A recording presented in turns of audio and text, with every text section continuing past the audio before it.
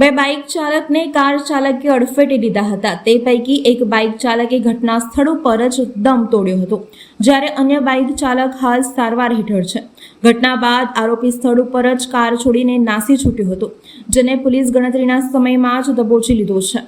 આરોપી ગુનાહિત ઇતિહાસ ધરાવે છે અને હાલમાં તે લોન રિકવરીનું કામ કરે છે। ડીસીપી પન્ના મોમાએ મીડિયાને જણાવ્યું હતું કે સમાસાવલી રોડ પર લિલેરિયા બેન્કવેટ આવેલું છે, જેની સામે થાર ગાડીના ચાલકે દીપો ઉર્ફે દીપક સોમાભાઈ મકવાણા ઉંમર 34 વર્ષ, હાલ રહે સમા વડોદરા, મૂળ રહે ધર્મજ આણંદે, ત્યાં બે બાઇક ચાલકને ટક્કર મારી હતી, જેમાં એક બાઇક ચાલક મુકેશ પારસીભાઈ પરમારને માથામાં ઈજા થઈ છે। મુકેશ કલાભાઈ ડામોરનું મૃત્યુ થયું છે। આરોપીએ હિટ એન્ડ રન કરીને ભાગી ગયો હતો, જે અનુસાર અલગ અલગ ટીમોને કામે લગાવવામાં આવી હતી। ઘટના બાદ આરોપી થાર ગાડી રસ્તા પર જ મૂકીને ભાગી ગયો હતો। આરોપી ભાગીને દેણા ચોકડી પાસેની હોટલમાં જતો રહ્યો હતો। પોલીસે તેને ત્યાંથી પકડી પાડ્યો છે। આરોપી ધોરણ 10 સુધી ભણેલો છે। તે ખાનગી બેંકોમાં લોનના હપ્તા રિકવરી કરવાનું કામ કરે છે। કારનો મૂળ માલિક આરોપીનો મિત્ર લાલચંદ ઉર્ફે લાલાભાઈ પાલ છે। તે દુમાર ચોકડી પાસે ટ્રાન્સપોર્ટનો ધંધો કરે છે। ડીસીપી પન્ના મોમાએ મીડિયાને વિસ્તૃત માહિતી આપી હતી। લિલેરિયા બેન્કેટ આવેલું છે, જેની સામે એક થાર ગાડીનો ચાલક જેનું નામ છે દીપક ઉર્ફે દીપો સોમાભાઈ મકવાણા, એણે ત્યાં બે બાઇક ચાલકને ટક્કર મારેલી હતી, જેના કારણે સ્થળ ઉપર જ એક બાઇક ચાલક જેનું નામ છે મુકેશ પાસિંગભાઈ પરમાર, એને માથામાં ઈજા થઈ છે અને બીજા એક વ્યક્તિ છે જે મુકેશ કલાભાઈ ડામોર, એમનું મૃત્યુ થયેલું છે। આ જે આરોપી છે એ 34 વર્ષની ઉંમર છે અને સમામાં જ રહે છે અને મૂળ આણંદના વતની છે, ધર્મજ ગામના વતની છે। એણે ગઈકાલે હિટ એન્ડ રન કરી અને ભાગેલ હતો, જે અનુસંધાને અલગ અલગ ટીમો બનાવીને અટક કરવા માટે કાર્યવાહી કરવામાં આવેલી હતી અને રાત્રે એ જ્યારે આ બનાવ બન્યો ત્યારે પોતાની થાર ગાડી સ્થળ પર જ મૂકી અને ભાગી ગયેલ હતા અને અમારી ટીમે અલગ અલગ જગ્યાએ અને ટેકનિકલ સોર્સથી એને અટક કરેલો છે, જે અહીંયાથી ભાગી અને એ દેણા ચોકડી પાસે આવેલ ક્રિસ વિલા હોટલ છે એમાં રાતે જતા રહેલ હતો આરોપી, અને ત્યાંથી એને પોલીસે અટક કરેલો છે।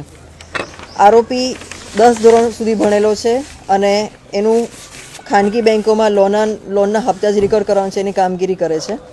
આ જે ગાડી છે, મૂળ ગાડી એના મિત્ર લાલચંદ ઉર્ફે લાલાભાઈ પટેલ પાલની છે અને એ ગાડી લઈને એ ગઈકાલે 27 તારીખે અમદાવાદ ગયેલો હતો અને ત્યાંથી ગઈકાલે રિટર્ન આવી અને પછી સાંજે રાત્રિ બજારમાં ગયેલો હતો અને ત્યાંથી ફરી પાછો સમાસાલી રોડ પર આવેલ હતા અને જ્યારે ત્યાંથી પોતાના ઘરે જતા હતા ત્યારે આ બનાવ બનેલો હતો। પોલીસે તાત્કાલિક આમાં એફઆઈઆર દાખલ કરેલી છે। આરોપીને અટક કરી લીધેલો છે, એને મેડિકલ હાલમાં કરવા જઈ રહ્યા છીએ અમે લોકો, અને એની વિરુદ્ધમાં બીએનએસ કલમ 281, 125A, 125B, 105, 106 તથા MB એક્ટની કલમો મુજબ ગુનો દાખલ કરવામાં આવેલો છે। આરોપી અગાઉ પણ ગુનાહિત ઇતિહાસ ધરાવે છે। સિટી પોલીસ સ્ટેશનમાં ખૂનનો ગુનો એટલે 302 મુજબ પણ એને અટક કરવામાં આવેલો છે, તેમજ ફતેગંજ પોલીસ સ્ટેશનમાં મારામારીના કેસમાં એને અટક કરવામાં આવેલો છે, પ્રોહિબિશનના કેસમાં અટક કરવામાં આવેલો છે, હમણાં જ રિસન્ટલી 4-6 મહિના પહેલાં સમા પોલીસ સ્ટેશનમાં પણ મારામારીનો ગુનો એને અટક કરવામાં આવેલો છે।